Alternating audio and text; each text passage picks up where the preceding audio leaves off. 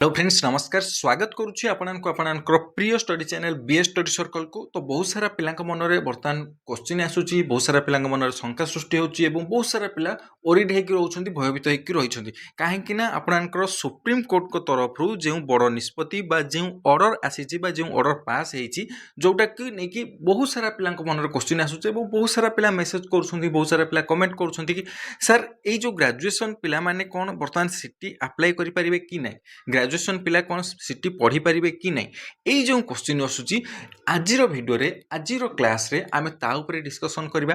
आपण मन में जहाँ भी डाउट आसूची, जहाँ भी शंका रोचे सबकि यही भिडियो एंड सुधा निहत रूप से क्लीयर हो। तो प्रथम क्वेश्चन आसूची सुप्रीम कोर्ट को जो ऑर्डर आसी जो निष्पत्ति आसी निष्पत्ति कौन ताकू आमे डिटेल्स बुझा। तापर जो क्वेश्चन आसूची बहुत सारा पिला मन में बहुत सारा पिला ओरिड होकर आमे बुझा। तो प्रथम कथा हूँ सुप्रीम कोर्ट को कौन निष्पत्ति आसी क्या रिलेटेड आसी बहुत सारा पिला भल भाव न बुझी बहुत सारा पिला ओरिड रोचंती। तो निहत रूप से आमे डिटेल्स बुझा एवं यही जो क्वेश्चन आसूची ग्रेजुएशन पिला माने सेटा सीटी करें ना नहीं, बर्तमान फॉर्म फिलअप चली तो आम फॉर्म पकेबू ना नहीं, आग को कौन हम यही जो क्वेश्चन आसूची आम डिटेल्स डिस्कसन करवा। तो प्रथम कथा हूँ सुप्रीम कोर्ट को तरफ जो निष्पत्तिटा बा जो ऑर्डरटा आसी आम प्रथम डिटेल्स जाना। ता पूर्व मुझे कहबी आपड़ी ए पर्यंत चैनल को सब्सक्राइब करना निहाती रूप से चैनल को सब्सक्राइब कर दिंतु, कहीं आपड़ी सीटी सीरीयसली प्रिपरेशन करुँच तो सबकि फ्री ऑफ कॉस्ट आपको यही चैनल रे मिल एवं सबकि क्लासेस सहित फ्री पीडीएफ मिल प्रीवियस ईयर क्वेश्चन मिल क्लास नोट्स मिल गुड़िक सब आपको Telegram channel BS study circle official मिल जाव। तो निहत रूप से Telegram channel BS study circle official join हो जातु, चैनल को सब्सक्राइब कर दिंतु। टेलीग्राम चैनल लिंक मुझे डिस्क्रिप्शन में दे देछि, नचेत आप टेलीग्राम में सर्च करेंगे BS study circle official, then channel logo आपको शो कर आपने जॉइन हो पारे। ओके, तो निहत रूप से जो निष्पत्ति जो ऑर्डर आसी सुप्रीम कोर्ट को तरफ आम डिटेल्स देखा और आपण मन में जो क्वेश्चन आसूची जो मैंने ग्रेजुएशन कर बर्तमान सीटी अप्लाई करें ना नहीं, सीटी पढ़ी पारे ना नहीं, आग को फ्यूचर कौन हम जदि भी एवं फॉर्म अप्लाई हो जाए ताहले आग को जॉब पाइपर ना नहीं, यही सब क्वेश्चन जो आसूची सबकि क्लीयर हो। तो देखो आपंकर जब प्रमेय न्यूज पेपर देखिए, आप प्रमेय न्यूज पेपर जब पढ़ुवे ताहले आपंकर गोटे आर्टिकल आसी 5 तारिखर न्यूज पेपर प्रमेय न्यूज पेपर जो देखिए ताहले से आर्टिकल कौन मेंशन कराई देखिए। सुप्रीम कोर्ट को गुरुत्वपूर्ण राय, कम योग्यतार पदवी उच्च योग्यता ग्रहणीय नुहे। आपंकर जदि कम योग्यतार पदवी बा पोस्ट बाहरी ताहले जदि आप हायर एजुकेशन बा उच्च योग्यता पढ़ी जदि सपोज मुझे आपको एग्जांपल दूसरी जदि +2 लेवल कौन जॉब बा कौन पोस्ट बाहरी जदि आप ग्रेजुएशन कर पीजी कर आपण मैंने ग्रहणीय नुहे। तो यही जो आपंकर आर्टिकल आसी आम डिटेल्स जाना कौन रही। तो ये देखिए जो चाकरी बा पदवी निर्दिष्ट भाव कम शिक्षागत योग्यता संपन्न प्रार्थी उद्दिष्ट से जड़े उच्च शिक्षागत योग्यता थी व्यक्ति को चयन कर जदि उच्च शिक्षागत योग्यता थी व्यक्ति शिक्षा बाबद तथ्य लुचाई से ही चाकरी करिथांती तेबे ताहाकू अवैध विवेचना करा जिवो बोली सुप्रीम कोर्ट गुरुत्वपूर्ण राय देइछन्ती।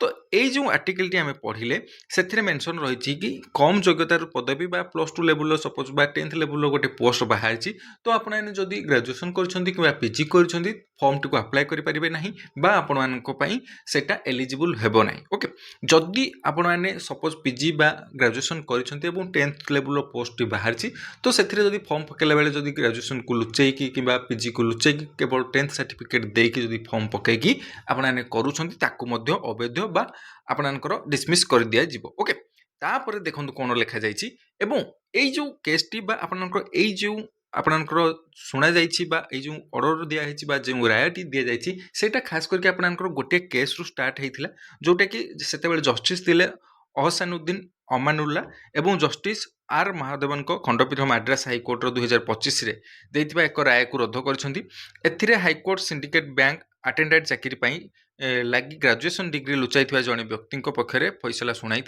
एसह से कर्मचारी पूर्ण निजुक्ति देवाक हाइकोर्ट आदेश देते। सुप्रीम कोर्ट को खंडपीठ कहते किसी पदपाई कम लेखापढ़ा कर लोकों संपूर्ण भाव संरक्षित रखा आवश्यक, यह द्वारा से अधिक योग्य प्रार्थी प्रतिद्वंदिता करने को पड़ोनी। सूचना अनुसार उक्त बैंक अटेंडेंट ପଦଟି କେବଳ ଦଶମ ଶ୍ରେଣୀ ପର୍ଯ୍ୟନ୍ତ ପଢ଼ିଥିବା ବ୍ୟକ୍ତିଙ୍କ ପାଇଁ ଉଦ୍ଦିଷ୍ଟ ଥିଲା, କିନ୍ତୁ ପରବର୍ତ୍ତୀ ସମୟରେ ଜଣାପଡ଼ିଥିଲା ଯେ ଚାକିରି ପାଇଥିବା ବ୍ୟକ୍ତି ଜଣକ ଗ୍ରାଜୁଏଟ୍ ଏବଂ ସେ ତାଙ୍କ ଶିକ୍ଷାଗତ ଯୋଗ୍ୟତା ଲୁଚାଇଥିଲେ। ସେହି ବ୍ୟକ୍ତିଙ୍କୁ ଚୟନ କରାଯିବା ଭୁଲ ଥିଲା ଏବଂ ଏହାଦ୍ୱାରା ଚୟନ ପ୍ରକ୍ରିୟାର ସ୍ୱଚ୍ଛତା ପ୍ରଭାବିତ ହୋଇଛି ବୋଲି ସୁପ୍ରିମକୋର୍ଟ କହିଛନ୍ତି।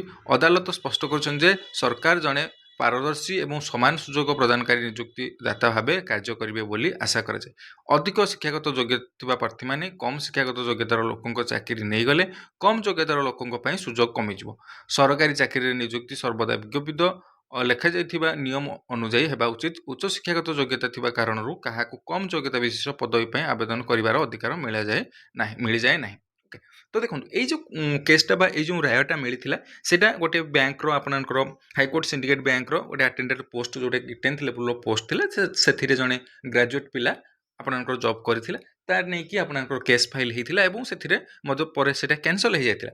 ଏବଂ ଏଥିରେ ମେନସନ୍ କରାଯାଇଛି କି ଯଦି ଏଇଟା ବି ସପୋଜ୍ ଗୋଟେ ସତ କଥା ଯେଉଁଟାକି 10th ଲେଭେଲର ପୋଷ୍ଟ, ସେଥିରେ ପ୍ରାୟତଃ ପିଜି ପିଲା, ଗ୍ରାଜୁଏସନ୍ ପିଲା, ବିଟେକ୍ ପିଲା, ବହୁତ ହାଇ ଏଜୁକେଟେଡ୍ ପିଲାମାନେ ମଧ୍ୟ ଆପ୍ଲାଏ କରୁଛନ୍ତି, ଯାହାଫଳରେ କି 10th ଲେଭେଲର ଷ୍ଟୁଡେଣ୍ଟସ୍ ମାନଙ୍କୁ ଅଧିକ କମ୍ପିଟିସନ୍ କରିବାକୁ ପଡ଼ୁଛି ଏବଂ ତାଙ୍କର ପୋଷ୍ଟକୁ ସେମାନେ ହାୟର ଏଜୁକେସନ୍ ପିଲାମାନେ ପ୍ରାୟତଃ ପାଇଯାଉଛନ୍ତି। ଓକେ, এইটা ବି ସତ କଥା। କିନ୍ତୁ ଆପଣମାନଙ୍କର ବର୍ତ୍ତମାନ କ୍ୱେଶ୍ଚିନ୍ ଆସୁଛି କି ଯଦି ଆମର ସିଟିଟା ଆପଣମାନେ ସମସ୍ତେ ଭଲ ଭାବରେ ଜାଣିଥିବେ କି ସିଟିଟା ହେଉଛି +2 ବେସିକ୍ ଜବ୍। ଓକେ, ତାର କ୍ୱାଲିଫିକେସନ୍ ହେଉଛି +2, କିନ୍ତୁ ଯେଉଁ ଗ୍ରାଜୁଏସନ୍ ପିଲାମାନେ ବର୍ତ୍ତମାନ ଫର୍ମ ପକାଇବେ ବୋଲି ଚାହୁଁଛନ୍ତି ତ ସେମାନେ କ'ଣ ବର୍ତ୍ତମାନ ଫର୍ମ ପକାଇ ପାରିବେ ନା ପକାଇ ପାରିବେନି, ଏଇ ଯେଉଁ କ୍ୱେଶ୍ଚିନ୍ ଆସୁଛି। ତ ଦେଖନ୍ତୁ ଆପଣଙ୍କୁ ମୁଁ ଦୁଇଟି ଲଜିକ୍ କଥା କହିବି। ଗ୍ରାଜୁଏସନ୍ ପିଲା ଫର୍ମ ପକାଇ ପାରିବେ ନା ପକାଇ ପାରିବେନି। ତ ଏବେ ଫର୍ମ ପକା ଚାଲିଛି, ତ ନିହାତି ରୂପରେ ଯେଉଁମାନେ ଗ୍ରାଜୁଏସନ୍ ଅଛନ୍ତି ସେମାନେ ମଧ୍ୟ ଫର୍ମ ପକାଉଥିବେ, ତ ନିହାତି ରୂପରେ କୌଣସି ପ୍ରକାରର ଡରିବାର ନାହିଁ। ତ ବର୍ତ୍ତମାନ ଦେଖନ୍ତୁ ଆପଣଙ୍କର এইটা ଯେଉଁ ଆପଣମାନେ ସିଟି କଥା ପଚାରୁଛନ୍ତି, ତ ସିଟିଟା ହେଉଛି ଆପଣଙ୍କର ଏଜୁକେସନ୍ ବେସିକ୍। এইটা ଆପଣଙ୍କର କୌଣସି ଜବ୍ ନୁହେଁ, ଏଇଠି ଆପଣମାନେ ସିଟି ପଢ଼ିବାକୁ ଚାହୁଁଛନ୍ତି, ତ ନିହାତି ରୂପରେ ଏଜୁକେସନ୍ ଉପରେ ଯେଉଁ ସୁପ୍ରିମକୋର୍ଟର ଯେଉଁ ରାୟ ରହିଛି ସେଟା ଲାଗୁ ହେବ ନାହିଁ। এইটা ଥିଲା ଗୋଟେ କଥା। ସେକେଣ୍ଡ ପଏଣ୍ଟ ବା ସେକେଣ୍ଡ ଲଜିକ୍ ରହୁଛି, ଯଦି ଆପଣମାନେ ସିଟି କରୁଛନ୍ତି ତ ଆପଣମାନେ ଜେଟି ପାଇଁ ପ୍ରିପାରେସନ୍ କରୁଛନ୍ତି ବା ଜୁନିୟର ଟିଚର ହେବାକୁ ଚାହୁଁଛନ୍ତି, ତ ନିହାତି ରୂପରେ ଜେଟି ହେବା ପାଇଁ ଜେଟି ପେପରକୁ ଆପଣଙ୍କର ଯଦି ଦେଖିବେ ତାହେଲେ ସେଥିରେ କ'ଣ ମେନସନ୍ ରହିଛି, ଯଦି ଆପଣମାନେ ସିଟି କରିଥିବେ ତା ସହିତ ଗ୍ରାଜୁଏସନ୍ ଥିବ ଏବଂ ଓଟିଟି ପାସ୍ କରିଥିବେ ବା ଓଟିଟି ପେପରଠୁ ଆପଣଙ୍କର କ୍ଲିୟର ହେଇଥିବା ଦରକାର ଯଦି ଆପଣମାନେ ଜେଟି ପାଇଁ ଫର୍ମ ପକାଉଛନ୍ତି। ଓକେ, ତ ନିହାତି ରୂପରେ ଯଦି ଗ୍ରାଜୁଏଟ୍ ପିଲାମାନେ ଓଟିଟି କ୍ଲିୟର କରିକି ସିଟି କରିକି ଯଦି ସେମାନେ ଜେଟି ପାଇଁ ପ୍ରିପାରେସନ୍ କରୁଛନ୍ତି, ତ ନିହାତି ରୂପରେ ଆପଣଙ୍କର ଏଥିରେ କୌଣସି ପ୍ରକାରର ଡାଉଟ୍ ନାହିଁ କି ବର୍ତ୍ତମାନ ସିଟି ପାଇଁ ଆପଣଙ୍କର ଗ୍ରାଜୁଏସନ୍ ପିଲା ଫର୍ମ ପକାଇବେ କି ନାହିଁ, କୌଣସି ପ୍ରକାରର ଶଙ୍କା ରଖନ୍ତୁ ନାହିଁ ବା କୌଣସି ପ୍ରକାରର ଡାଉଟ୍ ରଖନ୍ତୁ ନାହିଁ। ଆପଣମାନେ ଗ୍ରାଜୁଏସନ୍ କରିଛନ୍ତି ଯଦି ବି ଫର୍ମ ପକାଇ ପାରିବେ, +2 କରିଛନ୍ତି ଯଦି ବି ପକାଇ ପାରିବେ। ଏବଂ କ୍ୱେଶ୍ଚିନ୍ ଆସୁଥିବ କି ତାହେଲେ ଫ୍ୟୁଚରରେ କ'ଣ ସେଟାକୁ ଆମର ଅବୈଧ କରାଇ ଦିଆଯିବ ବା ଆପଣଙ୍କର ଡିସମିସ୍ କରିଦିଆଯିବ କି ନାହିଁ। ଆପଣଙ୍କର ଯାହା ବି ନୋଟିଫିକେସନ୍ ଆସୁଛି ଆପଣମାନେ ତାପର ଲାଇନ୍ ମଧ୍ୟ ଦେଖନ୍ତୁ, ଯେଉଁ ପେପରରେ ଲେଖାଯାଇଛି କି ବିଜ୍ଞପ୍ତିତ ନିୟମ ଅନୁସାରେ ହିଁ ହେବ।